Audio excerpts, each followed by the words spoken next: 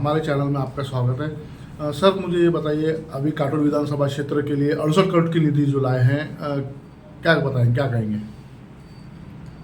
हमारे क्षेत्र के लिए जो अभी निधि आया है सार्वजनिक विभाग बांधकाम से, वो माननीय देवेंद्र फडणवीस साहब और चंद्रशेखर जी बावनकुळे इनकी मदद से ये निधि आया है। हमारे क्षेत्र में ऐसी आदत है हमारे विधायक को पिछले 20 वर्षों में काम करने का नहीं, जो भी काम मंजूर हुआ वो मैंने लाया, ऐसा श्रेय लेने का काम करते हैं और लोगों को झूठ फैलाने का काम बहुत ज़्यादा हमारे विधायक के यहाँ पे करते हैं। इसलिए उनका इससे कोई संबंध नहीं है। ये जनता की मांग थी, निर्वाचन क्षेत्र में जब घूमे तब लोगों के रास्ते की दुर्दशा है, पुलों की दुर्दशा है, इसको देखते हुए माननीय फडणवीस साहब और अपने हमारे अध्यक्ष है चंद्रशेखर बावनकुळे साहब, इनकी मदद से ये निधि मंजूर हुआ है। इसमें अनिल देशमुख का कोई संबंध नहीं है। वो लोगों को झूठ फैला के भ्रम पैदा करते हैं, काम नहीं करने का, लेकिन झूठ फैला के लोगों को झूठी वहाँ पे अफवाहें फैला के अपना लोगों का मत लेने का इस तरीके का व्यवहार उनका अभी तक के रहा हुआ है। हाल ही में उन्होंने, अनिल देशमुख जी ने देवेंद्र फडणवीस पर और भाजपा पर आरोप लगाए हैं कि जब मैं गृह मंत्री था तो मुझे आदित्य ठाकरे, उद्धव ठाकरे, अजित पवार और शरद पवार और अनिल परब, इनके ऊपर झूठा मामला दाखिल करने के लिए कहा गया था। क्या कहेंगे इस बारे में? अनिल देशमुख सरी का झूठा लोक प्रतिनिधि नहीं हो सकता। अभी तक के उन्होंने जिस जिस क्षेत्र में काम किया है, जब जब वो मंत्री बने हैं, तब तक उनकी कीर्ति सारे महाराष्ट्र को मालूम है कि उन्होंने किसी क्षेत्र को छोड़ा हुआ नहीं है।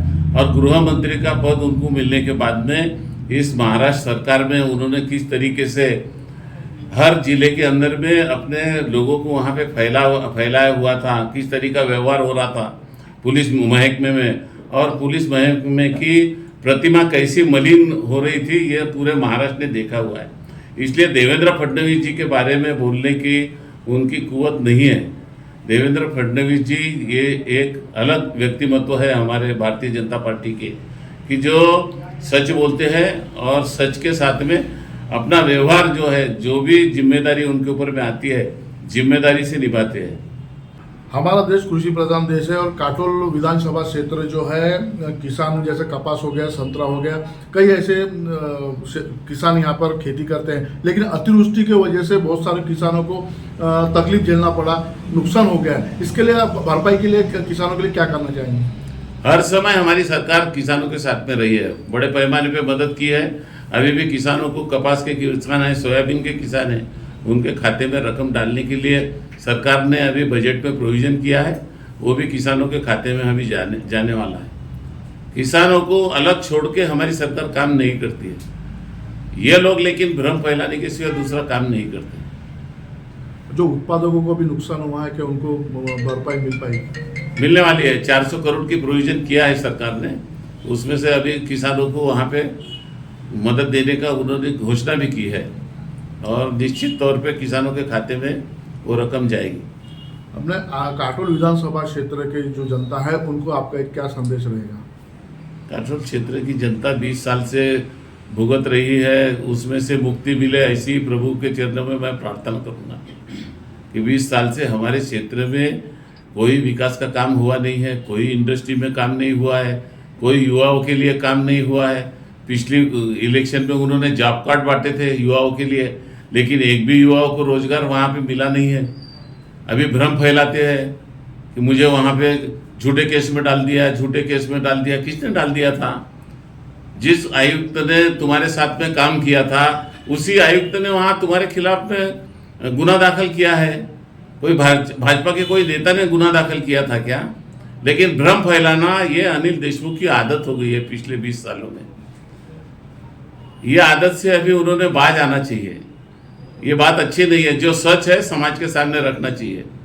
तुमने गलती किया है इसलिए तुमको भुगतना पड़ा, उसके लिए भाजपा कहाँ से दोषी हो गई? उनको रात में भी फडणवीस साहब दिखते हैं, दिन में भी फडणवीस साहब दिखते हैं, सोते जागते फडणवीस साहब के सिवा दूसरा दिखता नहीं है उनको। इसलिए उन्होंने अभी ये झूठ फैलाना बंद करना चाहिए। समाज को दिया नहीं है, उसके लिए कुछ पश्चाताप करना चाहिए। 20 साल में क्षेत्र के लिए कुछ दे नहीं सके, ना महिलाओं को दे सके, युवाओं को दे सके, किसानों को दे सके, किसी को कुछ दिया नहीं है आज तक के। इसलिए अभी पश्चाताप उन्होंने करना चाहिए कि मैं कुछ नहीं दे सका। हमारा युवा, एक पीढ़ी बर्बाद हो गई, 2 पीढ़ी बर्बाद हो गई, अब पीढ़ी बर्बाद होने के चक्कर में नहीं रहेंगी। हमारा समाज अभी सुदृढ़ हो गया है, समझदार हो गया है। निश्चित तौर पे आने वाले इलेक्शन में कौन काम कर सकता है इसके बारे में निर्णय हमारी जनता जनार्दन वहाँ पे लेने वाली है। अभी वो दिन रहा नहीं है, अभी समय बदल गया है। ये कितना भी झूठ फैलाएंगे उसका असर अभी हमारे जनता जनार्दन पे, माता बहनों पे कुछ होने वाला नहीं है। 68 करोड़ की निधि आपने लेके आए, इसके बाद में और भी क्षेत्र का काम बहुत सारा बाकी है। तो भारतीय जनता पार्टी ने मुझे जिम्मेदारी दी है, मैं जिम्मेदारी में काम करता हूँ। जो जो काम पक्ष मुझे देता है, जो आदेश देता है, उसमें काम करना मेरा काम है। इसलिए जो जो भी हमारे ग्रामीण क्षेत्र में हो, ग्राम पंचायतों में हो, क्षेत्र में हो, सभी का विकास होना चाहिए, ऐसा संकल्प लेके हम लोग काम करते हैं।